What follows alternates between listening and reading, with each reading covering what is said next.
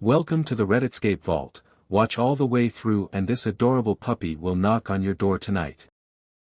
Employees of maternity wards, OBGYNs, midwives, nurses, etc. What is the worst case of, you shouldn't be a parent, you have seen? Not an employee of a maternity ward, but I have a cousin who is a meth addict. She's just had her 5th child. Every time she has a baby, it gets taken away from her and she literally has another one on purpose hoping she can keep that one. She's incredibly lucky that her parents, my uncle and aunt, have taken in all of her children so they can be together, but they are about 70 years old and have already raised 5 kids of their own.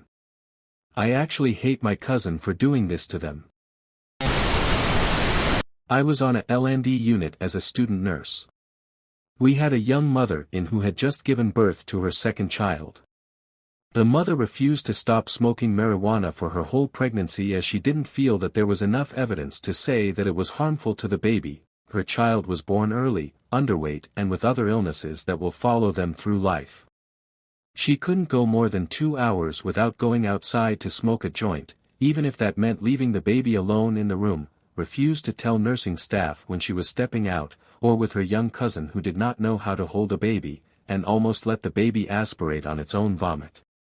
We had to increase her room checks to every 20 minutes out of fear for the infant's safety. The cherry on top is that while all this was going on, her first child was down the hall on the PEDS unit for juvenile diabetes management. She had already chosen to let her first kid stay full-time with his father as she didn't feel like she could care for him until she got her shit together. She didn't visit her son, not even once, even though he was maybe 30 feet away. There are far worse cases out there to be sure. I just can't help but wonder how both of those kids are now. Was a student nurse shadowing a community health visitor. Visited a pregnant woman who hadn't found out the gender of the baby yet. She, for some reason, told us that her boyfriend, father of the baby, had been previously convicted of sexual assault against a child under 13. The mother said it so casually, and was angry that people kept judging him for a mistake he made.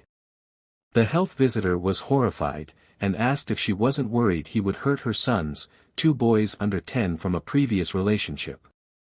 She just said, "Of course not, they're boys," basically admitting this man did something to a young girl. So health visitor asked, "What if the baby you're having now is a girl?" This woman literally shrugged and said, "Then I'll abort it and we'll try again until we get a boy." She said it so casually, like she was talking about the weather. I've never been more disgusting with a human, and I hope that the children are safe. Family medicine clinic here, we had a woman from out of town bring her 5-year-old in. Kids healthy enough, but the both stink to high heaven.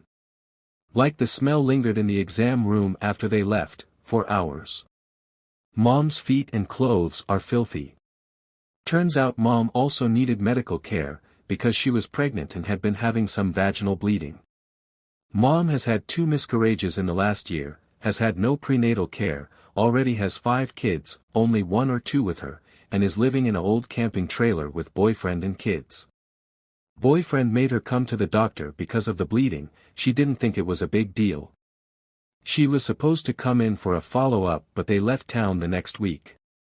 They were traveling in the trailer and wanted to let the kids decide where they stayed. I hope she's okay, but I'm doubtful. In my L&D/postpartum rotation as a student nurse, 20+ years ago, I took care of a 13-year-old girl who had given birth to a premature baby, and the baby had some serious medical problems, so was transferred to the children's hospital right next door. I worked nights, so I was able to wheel the teenage mom over to see her baby. The teenage mom was in the custody of the state, living in a group home, and had gotten pregnant from a teenage boy in the group home. So the baby was a ward of the state and custody of the child was in question. Her mom, the baby's grandma, came to visit. I needed to stay in the room because it was a supervised visit, and it was both heartbreaking and terrifying to hear the mom/grandma go on about how the judge would give the preemie to her because she was blood related. Some of the teenage mom's friends came to visit her and they were all talking about how fun it would be to dress the baby up and play with it. They were acting like you would expect most 13 and 14 Y/Os with minimal experience in the reality of caring for a baby, let alone a preemie. While I couldn't say anything to the family, I had some thoughts and feelings about this. Grandma, all of your children are in state's custody because of medical neglect and your continued alcohol abuse. No judge is going to give you custody of a preemie with major medical problems that will persist for the child's whole life. Mom, your child is not a toy doll.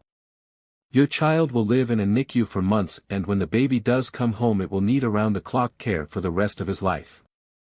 No judge is going to give custody of this child to a 14-year-old who is living in a group home. Thank you for watching the whole way through. Have a good day and happy holidays.